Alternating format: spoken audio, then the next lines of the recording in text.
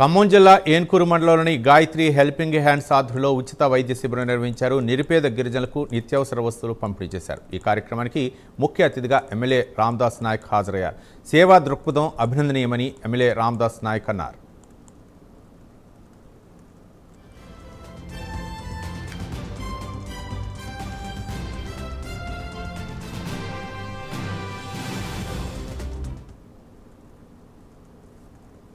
సేనా మేలు చేసిండు మనకి మన కంటిన్యూ బడి పిల్లల కోసం ఆగిపోయి బడికి కూడా కట్టడం జరుగుతుంది. ఇప్పుడు మొదలు పెట్టారు.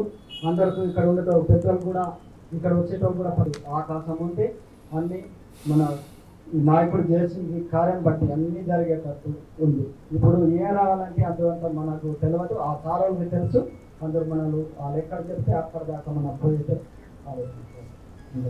మనం జారంగాని ఒకవేళ పెద్ద పెద్ద డబ్బులు ఉంటే కూడా నారెస్ డాక్టర్ కూడా ఇక్కడ బాగానే చూస్తున్నారు. అందరు పిల్లలు కూడా అలాగే చిన్న ముసలమ్మ కూడా చిన్న వయసు పిల్లగాలు కూడా మంచిగా ట్రీట్మెంట్ కూడా జరిగిస్తున్నారు. మంచి మాంత్రాలు కూడా ఇస్తున్నారు.